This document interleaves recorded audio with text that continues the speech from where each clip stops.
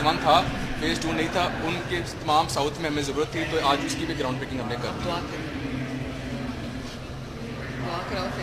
اللہم صلی علی محمد و علی آل محمد کما صلیت علی ابراہیم و علی آل ابراہیم انک حمید مجید. اللہم بارک علی محمد و علی آل محمد کما بارکت علی ابراہیم و علی آل ابراہیم انک حمید مجید. اللہ تعالیٰ آپ کے تمام ان پروجیکٹس پہ، اس 90 بلین روپیز کے پروجیکٹ پہ اللہ تعالیٰ ڈھیر ساری برکتیں ڈالے. آمین. تعالیٰ نے آج میرا دیرینہ خواب جو ہے وہ پورا کیا. میں بہت سوچتی تھی کہ ہمارے ملک میں جو ترقی ہوتی ہے، جن سڑکوں پہ ہماری گاڑیاں چلتی ہیں، جن ایئرپورٹس پہ، ہوائی اڈوں پہ ہمارے جہاز لینڈ کرتے ہیں، جن ریلوے اسٹیشن سے ہماری ٹرینز گزرتی ہیں، جن ہاسپٹلز میں لوگ علاج کراتے ہیں، جو موٹر ویز بنتی ہیں، جو بھی ترقی ہمارے ملک میں آتی ہے، اس میں سب سے بڑا ہاتھ جو ہے وہ ہمارے محنت کش کا ہے، ہمارے مزدور کا ہے. اور اگر ملک کی ترقی میں سب سے بڑا جو ہاتھ ہے وہ محنت کرنے والوں کا ہے، تو اس کا جو ثمر ہے، اس کا جو پھل ہے، وہ بھی محنت کش کو ملنا چاہیے.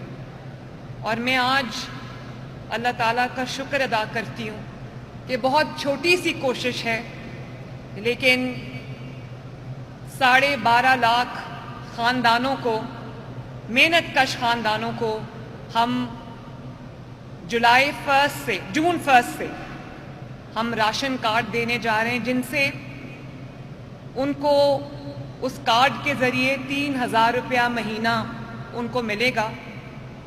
اور جس سے چھوٹی سی رقم ہے لیکن راشن کارڈ ہے. میرا دل چاہتا ہے کہ کسی بھی غریب کا بچہ، کسی بھی محنت کرنے والے کا بچہ، کسی مزدور کا بچہ کم از کم خالی پیٹ نہ سوئے.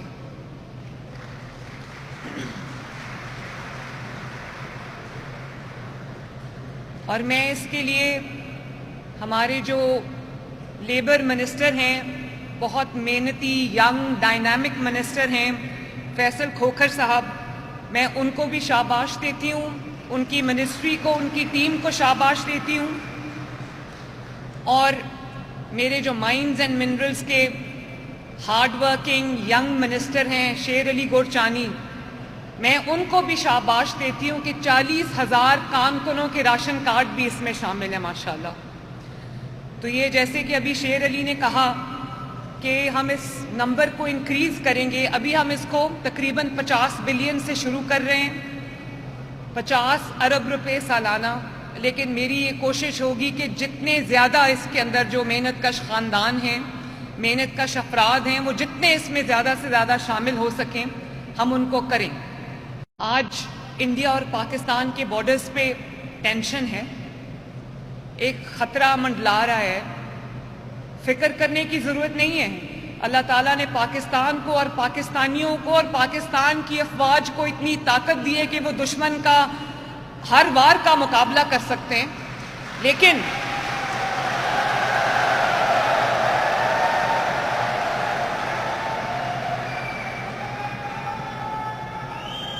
اور اب میں یہ کہنا چاہتی ہوں پاکستان کی عوام کو کہ ہمارا تعلق کسی بھی سیاسی جماعت سے ہو، ہم کوئی بھی سیاسی نظریہ رکھتے ہوں، اگر ہم ایک قوم ہیں، اگر ہم پاکستانی ہیں، تو اس وقت ہمیں اپنے افواج کے ساتھ کھڑا ہونا ہے تاکہ وہ سیسا پلائی دیوار کی طرح لڑ سکے دشمن سے. اور یہ بھی میں آپ کو کہنا چاہتی ہوں کہ اگر آج پاکستان کا کوئی بھی دشمن پاکستان پر حملہ کرتے وقت 10 بار سوچے گا تو اس کی وجہ یہ ہے کہ اللہ تعالیٰ کے فضل سے پاکستان آج ایک ایٹمی قوت ہے. پاکستان کے پاس ایٹم بام ہے. اور میں سننا چاہتی ہوں کہ وہ ایٹم بام کس نے دیا پاکستان کو. آج اگر اللہ تعالیٰ کے فضل سے پاکستان کا دفاع ناقابل تسخیر ہے تو اس میں شہداء کی اور غازیوں کی وہ قربانیاں شامل ہیں اور نواز شریف کی وہ حقیر سی کوشش شامل ہے جس نے رہتی دنیا تک پاکستان کو ایک ایٹمی طاقت بنا دیا ماشاءاللہ. اور اگر پاکستان کو ترقی دینے کا کسی نے سوچا تو نواز شریف نے سوچا. اگر پاکستان کو پہلی موٹر وے اور پھر موٹر ویز کا جال کسی نے دیا تو نواز شریف نے دیا.